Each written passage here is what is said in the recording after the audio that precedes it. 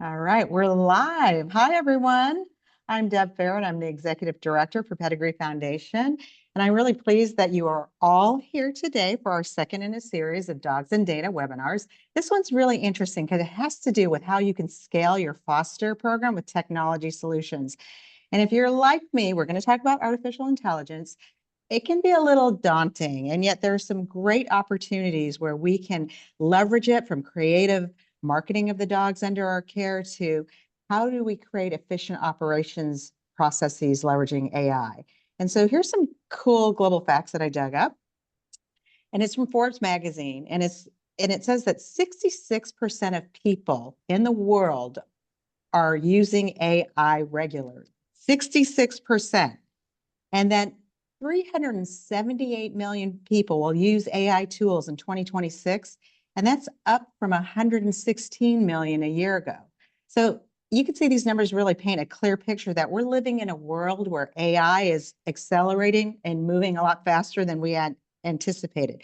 So how do we all come together and learn more from it so that we can do more good with it?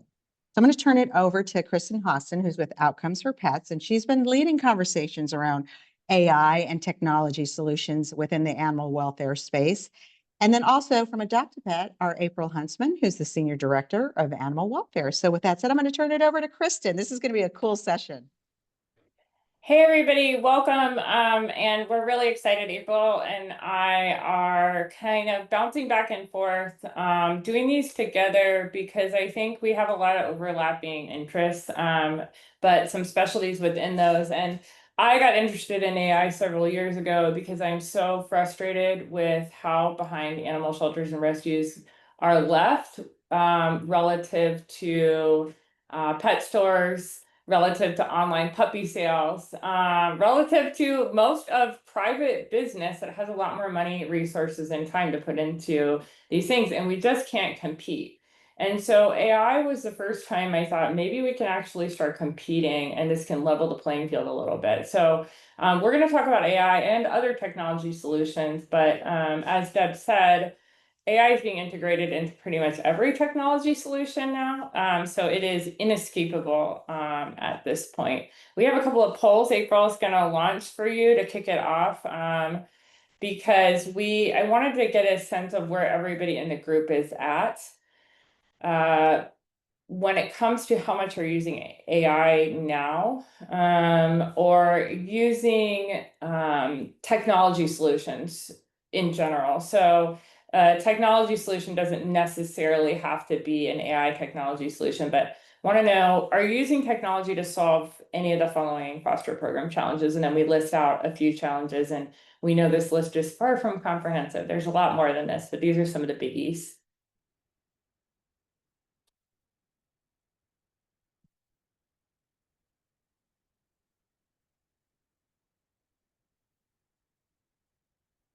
We usually wait just a minute and give everybody time to respond to this one. We have one more poll today to get an idea of the starting point for the class. So we appreciate you participating in these polls too. They really help give us valuable insight into where we need to go. Yes, super interesting. Let's see, we're at 52%. Do you want me to end, Kristen? 52% of people have responded. Let's give it just another minute. I bet we have more than that of people thinking through some of this. Am I using technology or not? I'm not sure. Where are we at now? We're at 60%. All right. 45. Let's see. Okay, so it looks like most people are using some technology to recruit foster caregivers. About half using it to onboard and train, which is amazing. About half using some sort of technology solution to manage pets in foster care. Not too many people using a technology solution for managing vet care and foster, which is such an awesome change to your organization if you can make it. And finally, more than half using some technology to get foster pets adopted. So let's go to the second poll.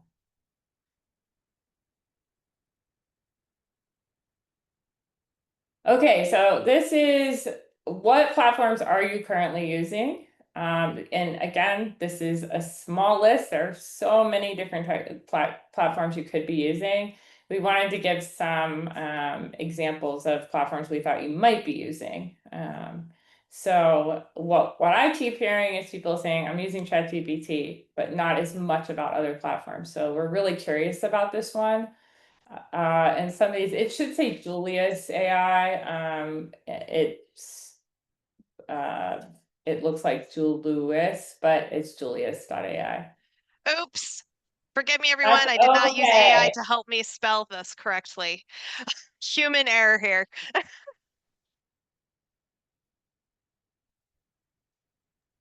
We're up to nearly, 67% on this one. All right, let's see. Okay. So ChatGPT or nothing. That is so interesting. Thank you for sharing that. That is fascinating. All right, cool. Well, this webinar is perfect for you. We are going to move kind of quickly, and I realize that when I'm talking through this, I'm making some assumptions that you may have some knowledge of AI terminology. And so if there's anywhere that I'm not being clear, please let me know. And we do, if you go to my website, outcomesforpets.com, we are teaching a 5-week course on AI basics. And that course is awesome. It's so fun. We're registering now for the December class if you want to hear more.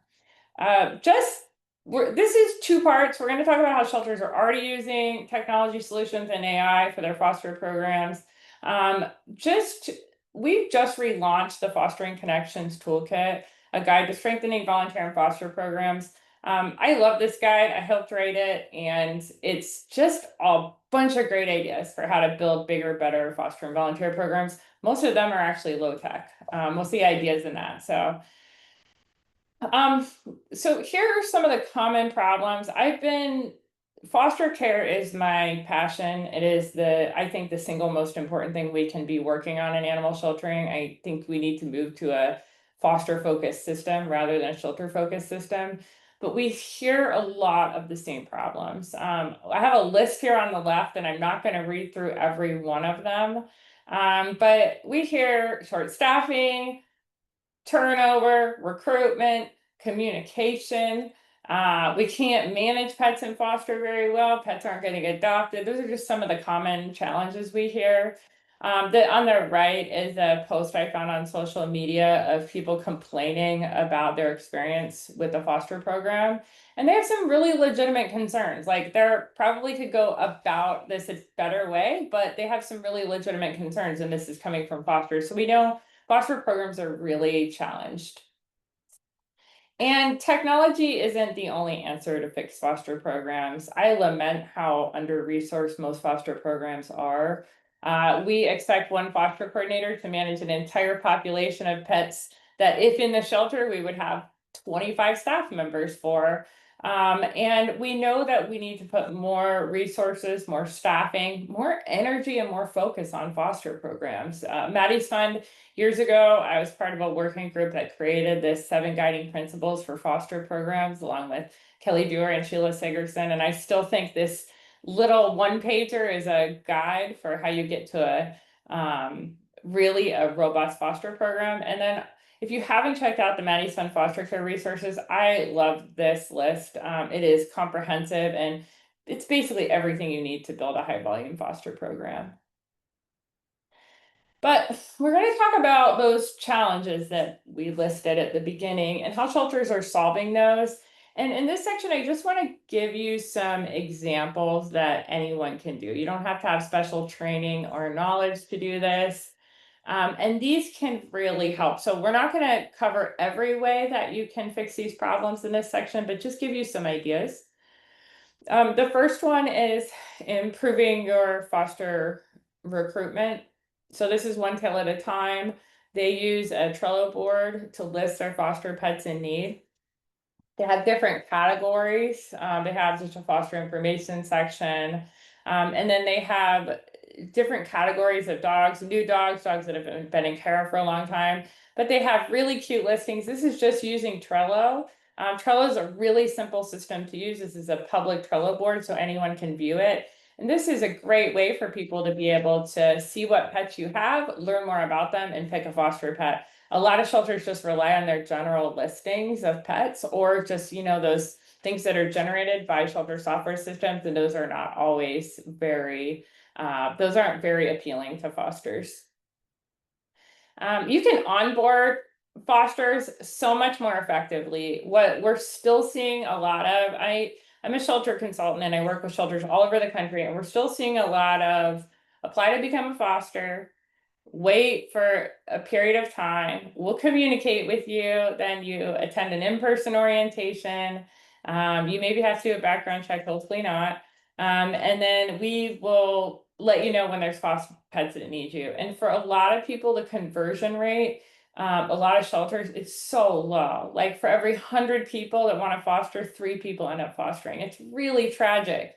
There's so many more folks that want to foster than are able to. You can onboard fosters a lot better. This is another example from One Tail at a Time. They're just such a model of how you run a great foster program, but they have everything on, everything is automated, everything is online. The foster orientation is beautifully done. It walks people through the basics of fostering and gets them all the information they need, and then offers them additional courses and other information that can be really helpful to them. So that's a good example. You can check out their stuff online. You can also manage your program more effectively. If you haven't checked out Dubert, many people know Dubert as an organization that helped do peer-to-peer transport assistance for animals, but Dubert does so much more. And one of the things that they're offering now is to help organizations build chatbots. You can do this for the public, you can do it for your foster caregivers, you can even do it for your staff, but this is a great program to take advantage of. They have a free and a paid option. But a chatbot can help you answer questions fosters have in a way that goes beyond a foster manual. A lot of people, if they feel like they're in an urgent situation, they don't want to have to be pouring through a foster manual and trying to figure out, what am I even looking for here? So the Dubert chatbot is a really exciting tool, and shelters can build a chatbot for their fosters so that most questions can get answered without them having to speak to that one foster coordinator. You can also communicate more effectively with foster caregivers using technology. This example comes from Lifeline, and what they did is I'm gonna hold on one second because I have a dog that is insisting on being in this room right now, and I'm gonna grab her really quick so she will not let up. Come on, Audrey. Okay, here you are. You are here at the webinar. I am so sorry about that. Okay, so this is an example from Lifeline, and I love this one because they used a Jot form. Jot form is a survey tool, but it has so many cool features. And so they did a survey with all their fosters, and they just started to get a much better understanding of what fosters actually needed. They needed clarity. They needed to be able to go to a vet when they needed to. They wanted to be involved in decisions about their foster pet. And they needed just clearer, quicker communication. And so they were able to use this tool, get the information directly from the fosters, and then improve communication based on that, versus taking guesses about what's needed and maybe doing things that weren't as important. And so they used that survey tool, they mapped the data, and then they built solutions to that using other technologies. You can also really change how you do foster vet care. Probably the number one thing I see that's bottlenecking foster programs is this problem with vet care. A pet goes to foster and it can't get back for 3 months for spay neuter. It goes to foster and the veterinarians say like, oh, this is such a pain having to have animals come in here for, we have to have this whole appointment scheduling system, then we have to talk to the fosters and we're not staffed to do that. This is an example from Ventura County Animal Services, a municipal shelter, and they use veterinary telehealth for foster appointments. And they use technology. This is Acuity they're using to just pre-schedule appointments, and they're just drop-off appointments for the pet. So they pre-schedule everything out. So like those routine appointments are already scheduled. It just makes it a lot easier. And we hear from a fair number of vet services teams like, yeah, we don't want the foster program to go because it creates so much work for us. There are simple technology solutions that will reduce that work, and it's so much better for the animals. And it gets them through the foster system faster, so those fosters can take a new animal. Also, pets getting stuck in foster homes and not getting adopted quickly is a real challenge. I'm going to talk about two things here. One directly related to, actually neither directly related necessarily to foster, but both are being and should be used for foster care. So number one is Rescue Writer. It's an app that allows you to write better pet bios, and we're going to come back to this a little bit later. This is an app created by PetSmart Charities that you can plug in some information and get a bio out of it. It's a great tool. And then this one comes from an SPCA in Canada, and I was really struck by what they're doing. They're using Shopify for all their adoptions. And so the first thing you do when you go to the website is you make a deposit on the animal, and that holds your place. And then you go through most of the counseling process remotely and just come in to finish the process and take your new pet home.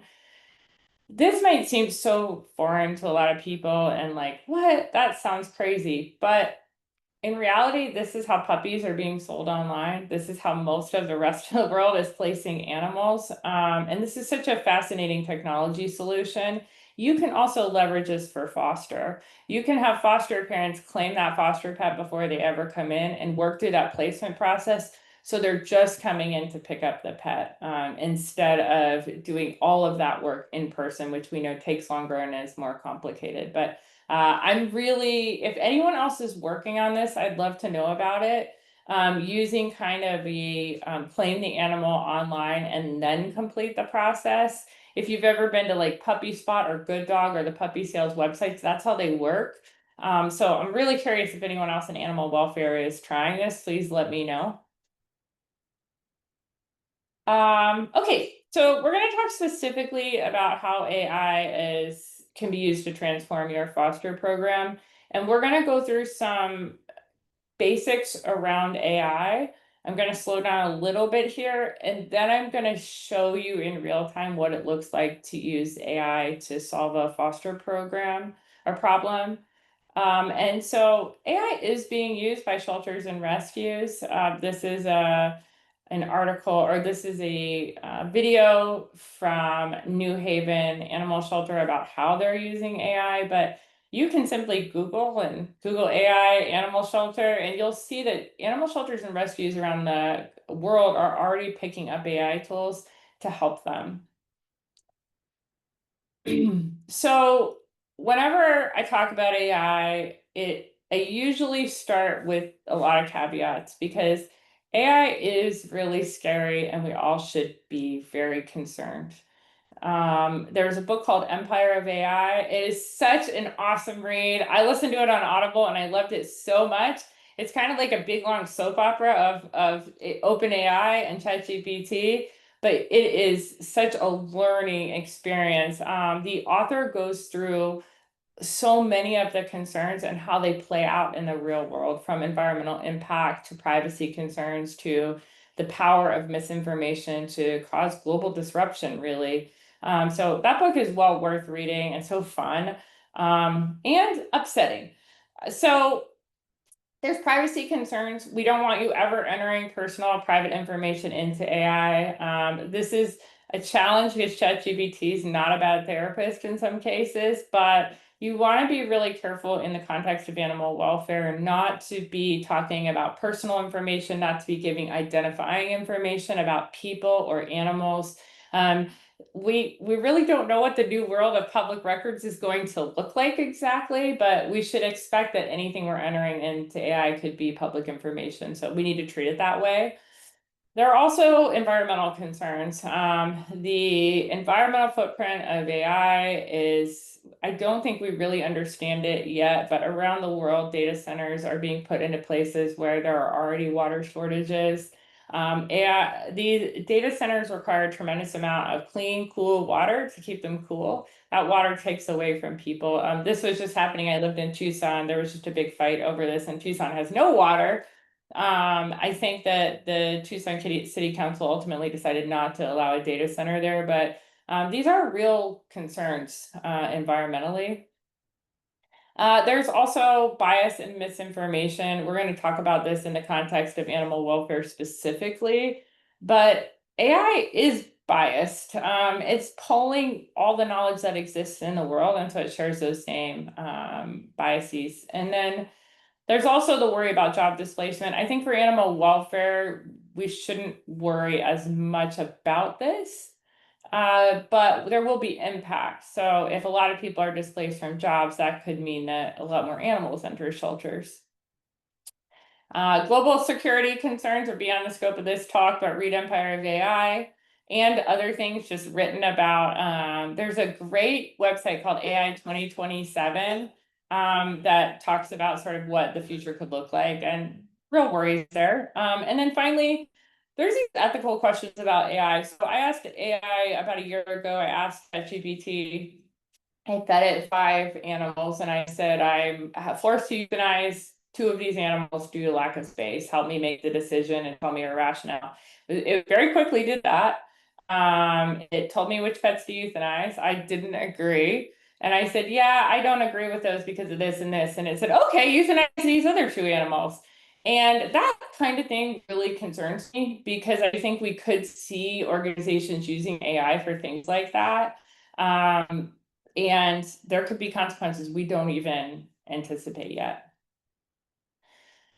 So this gets to another point, which is probably the most important one for us today, which is that AI is only as good as what exists on the internet. And so I use this parallel to if you take water from a polluted lake, this is all the information on the internet, okay? Everything that you see in that lake is everything that's on the internet.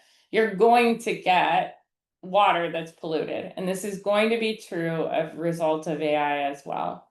So for instance, if we asked AI to tell us how many animals are euthanized globally in animal shelters, there isn't a reliable source of information beyond some rough estimates on the internet. But AI is still going to give us an answer. That's how it's different than, say, Googling. It's going to give us an answer, and if it has to, it'll make that answer up. And so that information won't be any more correct than the information that actually exists. And we'll talk a little more about that concept, but AI takes liberties with what it says, and so you should be suspect and know a little bit about the subject that you're talking about when you are using AI. Okay, so if you're like, blah, blah, blah, got it, I'm just worried about my foster program, how do I get started? I want to do this. Here's some tips to help you use AI when you're thinking about, I want to improve my foster program or any program at your shelter. Where should you start? Because AI is being integrated into virtually every technology, you're going to see everything saying AI now. But that's different than an LLM. An LLM is a large language model. I'll go to this definition really quickly, just so we are clear about what that is. So I asked ChatGPT to give me a really user-friendly definition of what a large language model is, because knowing this is very important. So an LLM is a really smart computer, reads a massive amount of text, and it learns patterns in how we use words. When we ask it a question or give it a prompt, it can respond like a person would. And the reason it's called large is because it does have now trillions in many cases of parameters, and that helps it come up with unique answers. That's why if you Google something, you're going to generally get the same answer every time. But if you ask AI something, you're going to get different answers. And so this is knowing what these are is critical. Some of the examples of the actual LLMs are ChatGPT, Claude, which is made by Anthropic, Google Gemini, even Grok, which is I have not touched that one. That's the Elon Musk one that's gotten some fairly negative media attention lately. A great book to read for those of you that are readers or audiblers is Co-Intelligence. This was a book I read that totally flipped my thinking.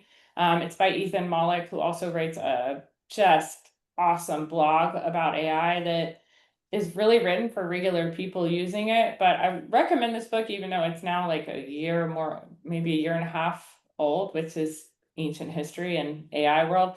This book is great. It really explains why we all need to be seriously thinking about using AI. In the book, he says 3 sleepless nights is enough to understand why AI can change the world. I can't stay awake that long, so I think if you can use AI for pretty much everything at work for 2 weeks, you'll start to get the idea. And we really don't want you to limit yourself to just ChatGPT. ChatGPT is only one of the LLMs. It's arguably getting left behind in some ways. Claude, Gemini, I use Venice AI, which is another LLM that's more privacy focused. These are all really fascinating in their own right, and each one has different strengths. For writing, Claude is by far, I think, the best at writing and writing in a voice that doesn't sound like AI. AI is not Google search. I'll just keep saying that. It's always going to give you the answer. Even if it doesn't have one, it will give you an answer, and we can do a little demo of what that looks like.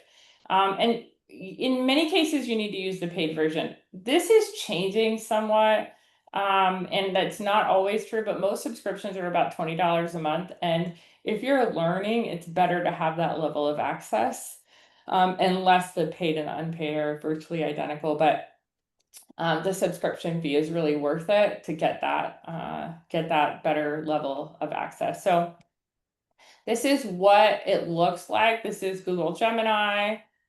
This is Claude. They generally look about the same, but they all have different features. And you can see Google, everybody's talking about this nano banana image generator, which I'll show you in a little while. Each one has different features. Claude's not really known for images, and that changes. Like 5 months ago, ChatGPT was doing such an incredible job with images. I could make almost anything. I'm having a lot harder time now since the change to 5. So all this stuff shifts pretty rapidly. So that's why using different ones can be really helpful. When you're asking AI to do something for you, so let's say I want to create a flyer for something, which I did for this one because I was frustrated that people were putting so many barriers on FIV cats. You need to be fairly specific about what you want, and giving the LLM a reference document to start from is so important. So if you want to write an SOP for something, give it another SOP you've written to show it what you want it to look like. It also can be really helpful to tell AI what role you want it to fill, who you want it to be. For instance, if I'm writing, like, I may say be a marketing and communications expert. I'm going to get a different answer if I tell it who to be than if I don't. And I don't know why when I was putting this presentation together, I was thinking a lot in metaphors, but you sort of have to think about your LLM like doing a dance. So if you just do one prompt, you get the response and you use that, I would say you're gonna get a fairly poor work product in most cases. It is a back and forth give and take. And when you start using it, you actually may spend longer working with the LLM than you would otherwise, but you'll get a better work product. So it's a back and forth between you and the LLM to get to what you want. And you also want to talk to it sort of like it's a junior assistant. So it's somebody helping you, it's an intern. You have to be pretty specific about what you want. And if they don't get it right the first time, you have to keep trying until the LLM understands more about what you're asking. And it also really helps to describe your audience. This one is particularly true for animal welfare. If I'm writing a report for an audience, like if I'm writing a consultation report that's going to go to government officials, that's going to sound much different than a version of the report that's going to go to the shelter staff and volunteers. So it helps to say this is for an audience of X. So these are all, that's a good one you'll get this whole presentation, but this is a good screenshot. You can like hang this on your wall. This will help you when you're prompting or asking your LLM for help. Okay, so here's some great ideas for you that you can do now. And I would say you probably could do any of these with a little bit of learning. So one is to build a foster chatbot. There are more and more ways to do this, but reaching out to Dubert is a great start. And you can have a chatbot that answers basic foster questions, or you can have a chatbot on your foster page that just answers questions about how to become a foster, what's the process, what kind of pets need foster. You can also gamify efforts to get foster pets adopted. Like there's a shelter that has created a little app that gives people points when they market their foster pet, and then has rewards associated with those points. That stuff's super easy to do with AI. You can build something pretty quickly to do that and make fostering really fun for people, and also incentivize the behavior you want to see. You can use AI to rate foster pleas. So one of the things that we encourage shelters to do is be really specific when they're doing a foster plea.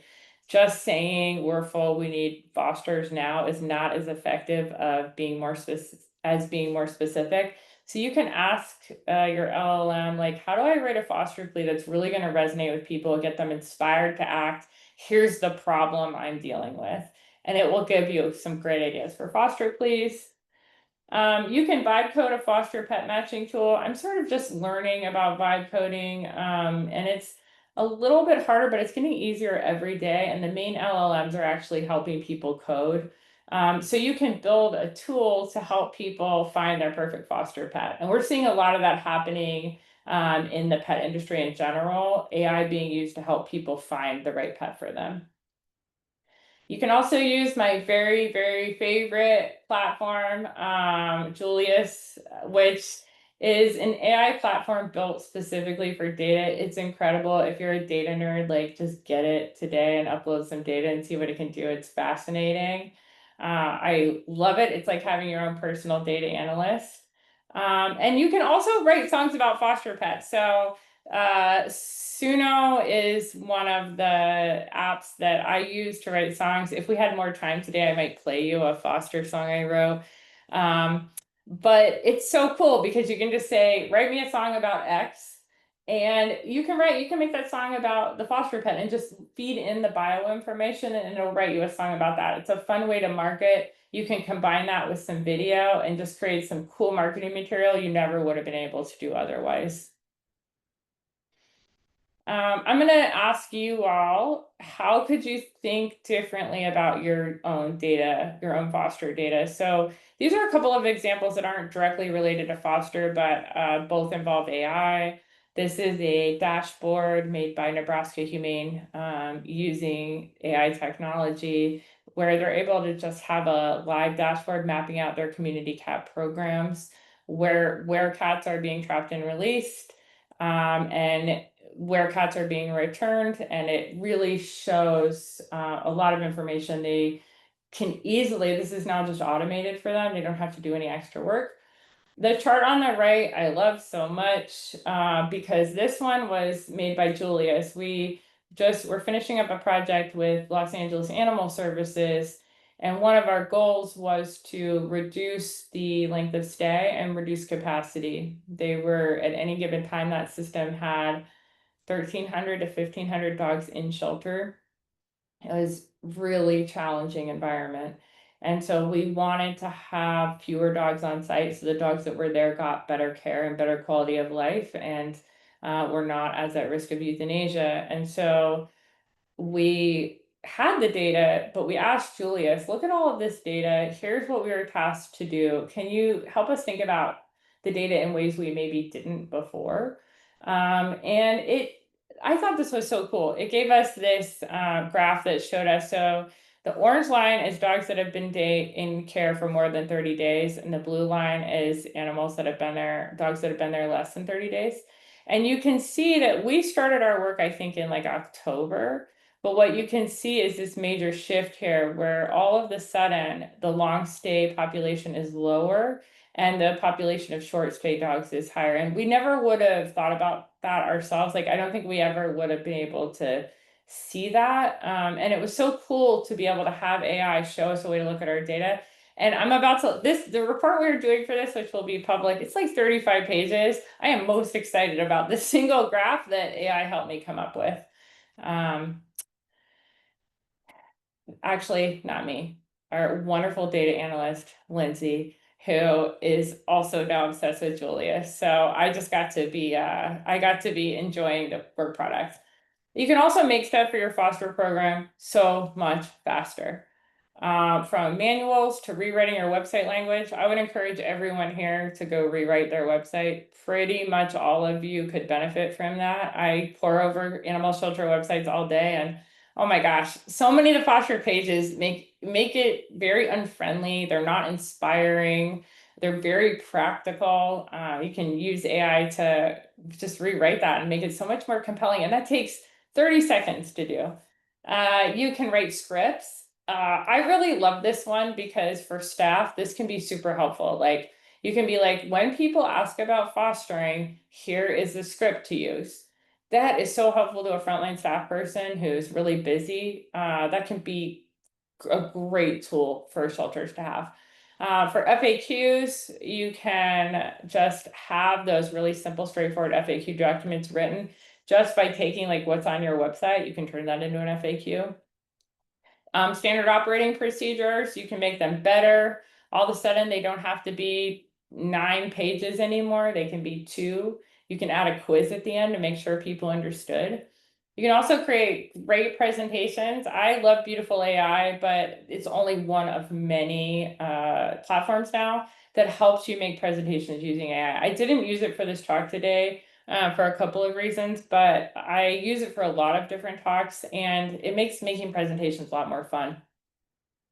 Emails, if you're a mean emailer, if you get a email from a foster that you're just like, really, I am not in the mood for this today, you can have it nice up your emails for you. You can have it make them more effective. You can also use AI assistant tools. There's one called Lindy.ai that I tried briefly, who will actually automate returning emails for you so that when a certain email is sent, it can just automate a response for you, which is great because they can be individualized responses. They're not just that like same email going to everyone. You can improve your foster pleas. I talked about that before. You can do quizzes for all kinds of things. So this is part of this like gamifying and making your foster program more fun. It's also a great way to test your fosters who are taking home special needs pets. Like, here's a quick quiz to make sure that you know what the medication that you're supposed to be giving this pet is every day. And you can also create cool training materials.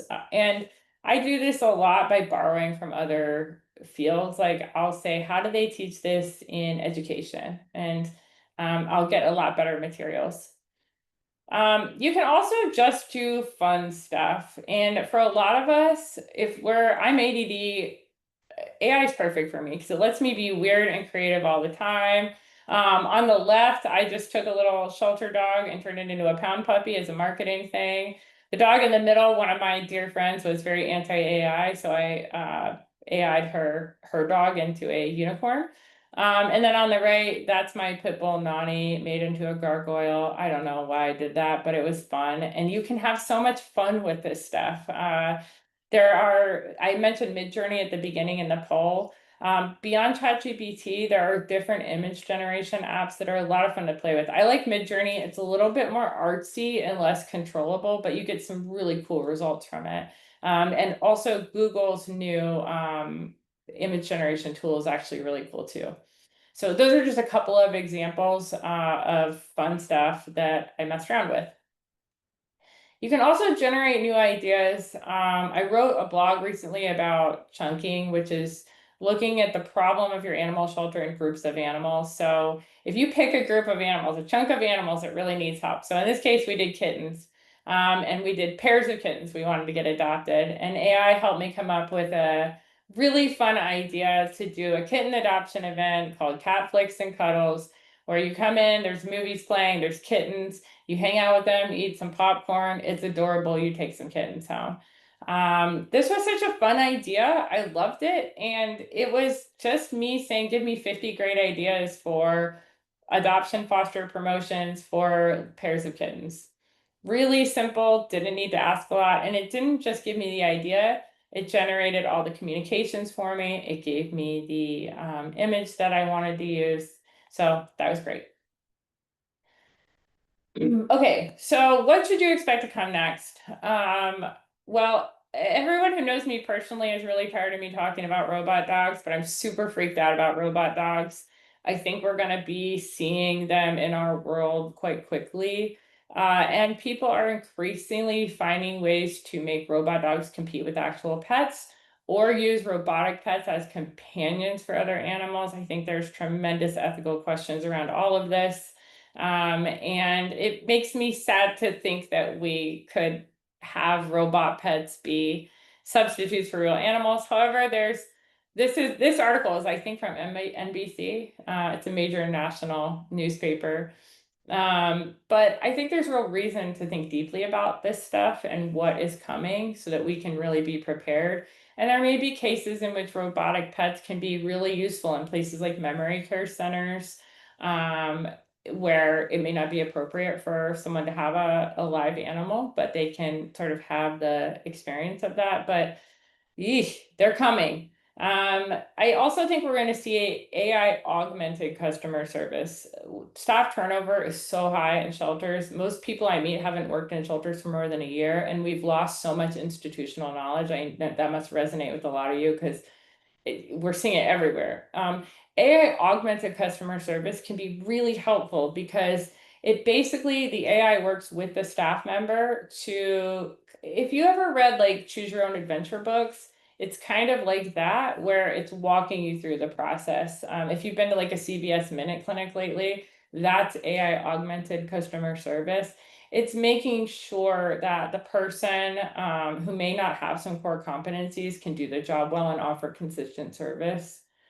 We're also AI medical and behavioral assessment. Another big ethical question is on factory farms and in agriculture, we're seeing AI be used to scan for disease, to scan for extreme stress. That stuff is also can also happen for companion. We're going to see those tools widely available really soon. So you can walk through a shelter and you can see who is the most stressed out there. What we do with that information matters. That could just lead to more euthanasia, or it could lead to foster coordinators actually targeting foster to those animals that are having the highest levels of stress. It's going to depend on what we bring to it. And that's why you're also important to what happens next. We're going to have all kinds of ethical debates around AI for animals. There's a lot of people learning how to communicate with wild species using AI. That can be really dangerous too. There's real concerns about poachers also communicating with animals to draw them to them. That stuff is real right now. And we should be thinking about that when it comes to animal welfare as well. We will have access to better data. Julius, right now, if anybody here wants to mess around with their data with Julius, please email me. I'd love to be part of it and know kind of what you're doing and what you're thinking about. But we could be learning so much more about our fosters. We can learn right now what pets are most likely to go into foster homes and get stuck there. What pets are most likely to go into foster homes and move quickly? Why? Why is that true? We can learn all of that right now just using Julius and the data that we have. And then some basic survey tools like Jotform. And we're also going to see AI devices for pets that are watching our own pets at home for monitoring for medical issues, monitoring for stress. We're going to have a lot more information about our animals, and we may see facial recognition and pet loss. I don't know how close we are to this, and Petco Love has been a leader in this space for a long time, but we could see widespread facial recognition that really ends pet loss as we know it now. So a lot of big stuff is coming, but we're going to move into some practice in our last few minutes because I want you to see how it works in real life.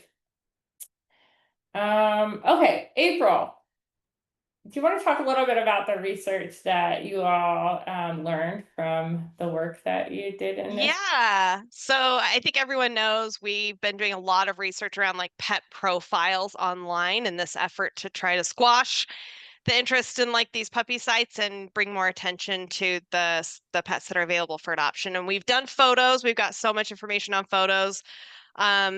We actually decided to dig in a bit more on bios and then also names. Like, what do people think about pet naming? How should you write your bio? It was very interesting research that we conducted last month, July and August, and you are the first to hear about this. So we haven't launched this out anywhere. We're going to share a Help Center article that will have a couple of posters that you can actually print and put up in your organizations or that you can send out to your fosters. But basically, what we learned from bios is that people really like bullet points with emojis. And that's the actual magic there. Not just bullet points, not just emojis, but they really prefer bullet points with emojis. And I think this makes a lot of sense because we are all very familiar with emojis now. We all use them in our everyday lives. We put them in our emails. And as the younger generations are moving into the pet adoption space, right, we're going to bring in what they're familiar with into our own communications. The other thing is the length of the story. Really, you want to cut it off around 150 words. I know some pets have a lot that you want to talk about on a profile, but it's best to talk about those things in person and not put all of that in a profile because people actually their attention is gone. I think there's a stat actually in this poster. It's something like 9 seconds people read before they move on. So you got to capture their attention quickly, but they also want to have that information. And the other thing that we learned is red flags actually are a turnoff. And even though we're trying to share information about what this pet needs or the best kind of home it could be put into, people will kind of walk away from that pet instead of asking more questions or explaining their household. So some hard stops are better left for conversations. Unless it is truly 100%, you are never, ever, ever going to send this pet home with anybody that has any children under 12. Then okay, but just know that you're potentially, eliminating people that don't even have children under 12 from clicking on that pet because it is seen as like negative. And then personality traits, I feel like I've been on a soapbox about these, but we know that when you add personality traits, at least one, I recommend 3, it increases your applications and your interest in the pet by 200%. So that's the quick and dirty on this. And like I said, these posters we're going to have so you can share out and read and dig into them a little bit more. So what we ended up doing here is, here's a couple of examples of pet bios. I love to talk trash on pet bios. Because I go to so many shelters, this is what I either see nothing, there's nothing on a kennel card at all that makes any sense to a human, or there's this. And these bios make me crazy. I wrote an article for Animal Farm Foundation a long time ago called Marketing is Not Adoption Counseling, Keep Them Separate. And it's, I think, the most read thing I've ever written, but yet we still see these and we see things. This is a 3-month-old puppy. Arches would likely do best in a home free of cats and other small animals because he finds them too exciting. I mean, I may not have cats or other small animals, but that freaks me out. Like, I'm not going to look at that animal because would it eat my baby? Like, this is only a 3-month-old dog too. So we really see a lot of this and it's so detrimental to the animal. So I'm gonna take off this presentation. So we're going to escape out of here. And we're going to look at actually using AI now. So are you able to see my ChatGPT window? Yes. Yay. Okay. So, okay. So all I did for this, and this is, we're going to do one live as well, I think, to show you. but I didn't feel like writing all this out and I only had a screenshot. So what I did is I just put this in here and I said, can you write out all the text in this? This is a great little tool that of AI people don't always know about. You can take any note you've written, anything in writing, and you can get it to type it out for you. So it did that for me. And I gave it some parameters and asked it to rewrite the bio. I just said, can you rewrite this bio using the following guidelines? Bullet points under 150 words, avoid red flags, include positive attributes, use emojis. That was it. And that was from what April had just shared with me. And this is the bio that I got. And when you look at this bio versus what we had before, you can see just the difference in like, oh, yeah, like this dog looks awesome. Like loves water and tug of war. Like I want to do this. And you know what? It would like an active dog buddy. I have an active dog at home, fully vetted. All this looks great. And if I'm meeting with the counselor and I say, well, I do have a cat at home, what I would expect is that counselor would ask me a little bit about my cat and say, every time he sees a cat, he gets really, excited in the shelter. So if that cat is shy, that could be an issue for you. And we still have the conversation. We still let people know, but we're not creating that barrier. So this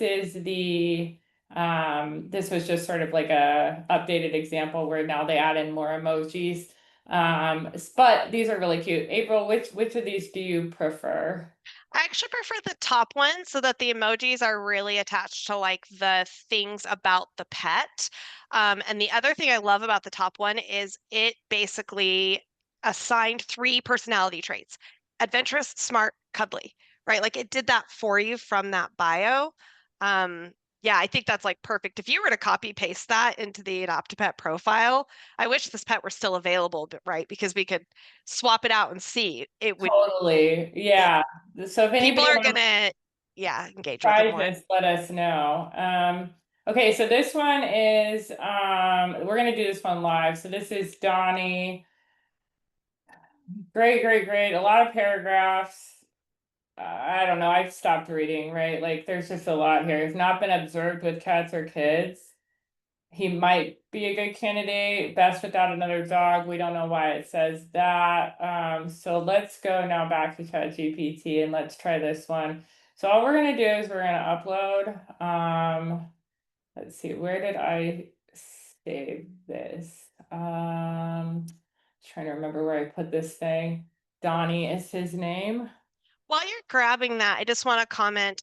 Somebody said social media platforms will change emojis like these to question marks. That's actually usually like an HTML formatting thing. You can ask AI how to actually avoid that when you copy paste into social media, and it will change the HTML formatting so it will be accepted. And the other thing that I didn't mention with the bios was when we have a lot more research around like when you should be using long story bios, first person, third person, all of that. But what I will say is there is a time and place to use a lengthy bio, and that is when you are trying to raise money or foster pleas, where you want to give more information about that pet. If it has medically complex issues or behaviorally complex, that would be a time where you could really get into that information, but definitely not for just your general trying to get interest in fostering this litter of kittens or this 3-month-old puppy or this senior dog. Yes, that's great. Okay, so Donnie's extremely long bio has become house and crate trained, likes the other company of calm dogs. Now, I don't know if that's true. This is actually such a good example. Okay, so the first bio said no other dogs. AI has taken this and says enjoys the company of other calm dogs. That may absolutely not be true. Well, I Like, think the issue, Kristen, is it said with or without dogs. The bio, the right. photo. Like if you look Yeah. at that photo, it said with or without. So it was like not clear a home with or without another dog. Oh, yeah, with or without another dog. We don't know what that means. But okay. Yeah. So AI is creating something that may or may not be true. So if I'm the person doing this, let's say a volunteer is assigned to this, you want them to know enough to say, hey, I should probably check in on this. That first bio was really unclear. Now we're enjoying the company of other calm dogs. We don't know if that's true. This is where it's a good demonstration of how AI will kind of take liberties, and it will do things that you do need to check all your work when you're using it. And that's why it's a dance, right? I'm going to go in and I'm going to say, that's not exactly what I wanted. Let's do this now. But this is just one quick example. And I hate that we're almost out of time because really, I just want to show you in Google Gemini one quick thing because I think it's so important. The image generation is changing so quickly that I'm going to just find a picture of the dog here really quick. Let's see. No, let's desktop. Okay. I'm gonna look at, let's see, documents, pictures. Okay, let's find a dog. How about this dog? Okay, I'm gonna take this random picture of something. And I'm gonna say, make the dog in this picture pink. And we're gonna see what it does. Okay, this is a newer feature of Google Gemini. I hadn't used Gemini much, but it's really catching up. I'm starting to use it more and more. I'm actually using ChatGPT less. But what this is great for is editing photos. So it will make that dog pink. I can say, okay, now put um, Pegasus wings on the dog. These are stupid examples, okay? But it's really, really, really good at this. And you kind of have to mess around with it. I would have liked to have had a better picture to work with, but okay, we have Pegasus wings on the dog. This is so fun. It's this nano banana tool. It's better at editing images and creating new images, but also mess around with the video because the video is so great. Make me a video of a dog, of a pit bull dog flying around with a bird in the sky. I'm just totally making this up off the top of my head. But it's important to see it because you can really see how quickly. So it'll take maybe a minute, but I know we're getting to the end. So hopefully we're gonna end. Hopefully it's gonna give us a good video and we'll end on a high note. But I hope you're all sitting here thinking, oh wow, I see how I could start to use AI to do a whole lot of things that I either haven't had time for, haven't felt like I had the bandwidth to do, and how I could incorporate volunteers into that, and how I could even incorporate fosters into doing some of this, right? Like you could have a little competition who can make the best video of their foster pet. There's so much you can do. So Deb, what do you think? Being like a relative AI newcomer, are you feeling like more excited about it? I am, because I will tell you, I just started off so slowly in the beginning, like, oh, I'm going to do a little research on ChatGPT. I've actually used it for work myself, like scopes. I need a sow on this, a scope of work on something. Here's what I need specifically. I'm going to do a request for proposal for, a new agency. Here are the things that I'm going to require. So it's really fascinating. The creative part is what I haven't done yet. So all these things that you're doing right now, like I love the event ideas, the cat flicks. I mean, that was super cool that you were able to do that. And I also love how we're talking more along the lines of the new generation that's out there that's going to be adopting, because I think that's super important. Super, super important. The emojis, I mean, you see them everywhere. I mean, I see them in text messages, right? But I think this is just the beginning. And I also think that, and it would be interesting to see from everyone if they're interested in doing more learnings about this, because it's going to continue to change every Yeah. day, week, month, year. So Yeah, and if I could do a really, really, really quick pitch for the class that we're teaching. We are just, Shoulder Love has sponsored the first couple of these. Thank goodness they helped us be able to teach this. We're taking 15 students a class. And we're going to be teaching another one in December, but it's now 5 weeks Wonderful. actually. But it's just a course, and it's peer-to-peer learning because everything is happening so fast. Like AI is changing so quickly. I taught this a month ago. Or 2 months ago, I started a class. I'm starting a new one tomorrow. It's going to be such a different syllabus, just in that time. And like this didn't exist before. So Yeah, use the it, great take thing advantage of it, right? I mean, all of AI is actually there. This is where you can use it to save time so that you Mhm. continue to focus on the things that you can't use AI for. Because let's face it, AI can't give vaccines, AI can't do exams, AI can't do all of the different conversations and interactions that you need to have with the people who are interacting with these pets.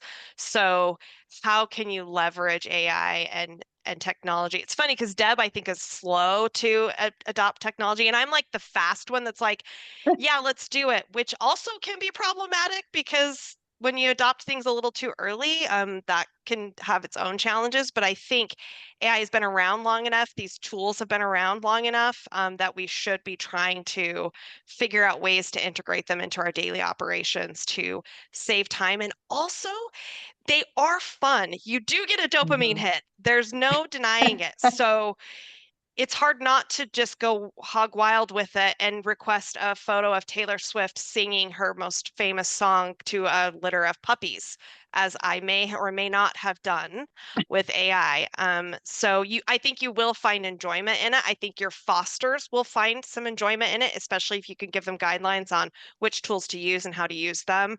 And hopefully it all results in getting pets more quickly into homes. Yep, agree.